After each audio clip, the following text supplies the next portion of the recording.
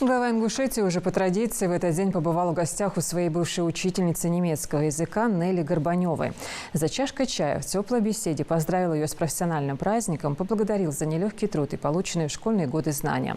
Он отметил, Нелли Магомедовна обучала его не только немецкому языку, но и важным вещам, которые не раз помогали ему на жизненном пути.